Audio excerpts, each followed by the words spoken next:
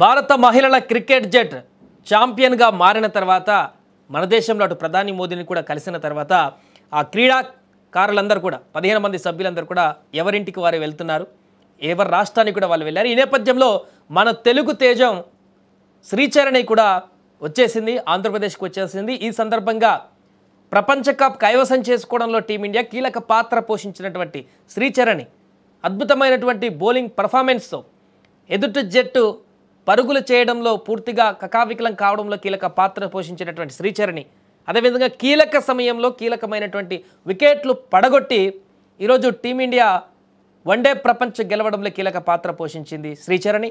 అలాంటి ఉత్తమ ప్లేయర్ ఏపీకి రావడంతో ఏపీలో కూడా ప్రభుత్వం వెంటనే అక్కడ స్వాగతం కూడా పలికింది. తనకి ఎప్పుడెప్పుడు వస్తుందా శ్రీచరణి అని ఇక్కడ క్రీడా అభిమానులందరూ కూడా ఎదురు చూస్తున్నారు. తమ క్రీడాకారునికి ఘన స్వాగతం పలికేందుకు ఆమెకు థ్యాంక్స్ చెప్పేందుకు కప్ తీసుకురావడంలో కీలక పాత్ర పోషించినందుకు అభినందనలు కూడా తెలిపేందుకు చాలామంది ఉత్సాహం చూపించారు. ఈ నేపథ్యంగా ఎట్టకేలకు శ్రీచరణి ఆంధ్రప్రదేశ్కు చేరుకోవడం జరిగింది. అక్కడ ఘన స్వాగతం పలికారు క్రీడా అధికారులు, అదేవిధంగా ప్రభుత్వం తరపు నుంచి. ఈ నేపథ్యంలో ఏపీ ప్రభుత్వం శ్రీచరణికి కీలకమైనటువంటి హామీలు ఇవ్వడం జరిగింది. గ్రూప్ 1 ఉద్యోగంతో పాటుగా ఈ యొక్క సందర్భంలో భారతదేశానికి ఇంత ఖ్యాతి తెచ్చిపెట్టినటువంటి ఒక అద్భుతమైనటువంటి పర్ఫామ్ చేసినటువంటి తనకి 2.5 కోట్ల రూపాయల నజరానాను కూడా ప్రకటించింది. అలాగే కడపలో ఇల్లు కూడా కట్టిస్తామంటూ కూడా హామీ ఇచ్చింది ప్రభుత్వము. దీంతో ఏపీ సర్కారుకు శ్రీచరణి ధన్యవాదాలు తెలిపారు.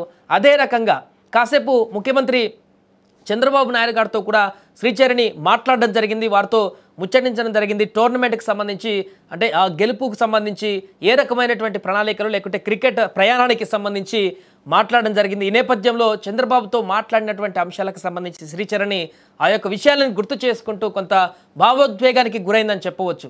సార్ నా మీద నమ్మకం పెట్టుకున్నారు, ఇంకా చాలా ఎక్స్పెక్ట్ చేస్తున్నారు, ఆ నమ్మకాన్ని నేను నిలబెట్టుకుంటానంటూ కూడా సీఎం సార్ నన్ను నమ్ముతున్నారు, ఆ నమ్మకాన్ని నిలబెట్టుకుంటా, ఖచ్చితంగా నిలబెడతానంటూ కూడా శ్రీచరణి ప్రెస్ మీట్లో ప్రకటించడం జరిగింది.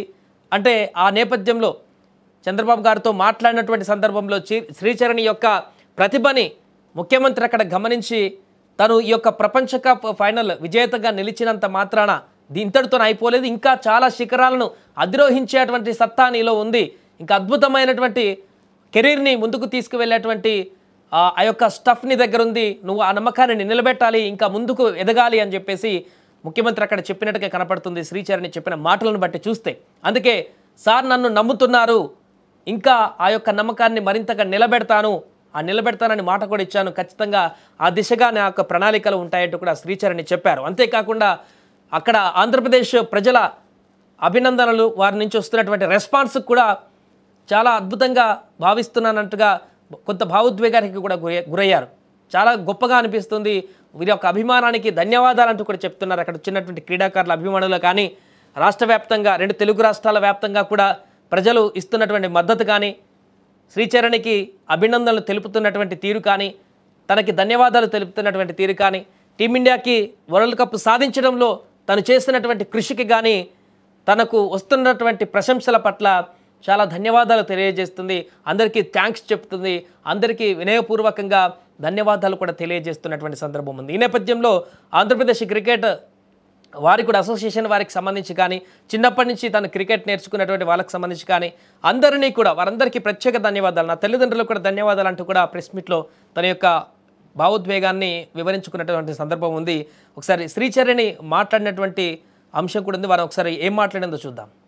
సార్ నాతో జస్ట్ ఒకటే చెప్పారు మ్యామ్, అంటే ఇప్పుడు ఇంత అంటే ఇప్పుడుతో ఆగద్దు, లైక్ ఇది జస్ట్ స్టార్టింగే, you need to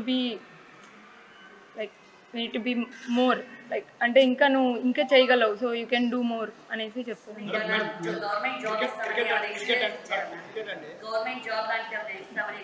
yes sir, yes ma'am ఇచ్చారు. గ్రూప్ వన్ సార్ చెప్పారు గ్రూప్ 1 జాబ్ ఇస్తామనేసి, ఇంకా నాకు 2.5 crores డబ్బులు ఇస్తామనేసి, ఇంకా మాకు కడపలో ఒక ల్యాండ్ ఇస్తామనేసి ఇల్లు కట్టుకోవడానికి అన్నీ చెప్పారు మ్యామ్. అంటే చాలా హ్యాపీగా ఉంది మ్యామ్. అంటే సార్ నన్ను ఎంకరేజ్ చేసే విధానం, ఇంకా అంటే సార్ నన్ను నమ్ముతున్నారు, I can do something more, not not even this. So అంటే నేను ఆ నమ్మకాన్ని నిలబెట్టుకుంటాను.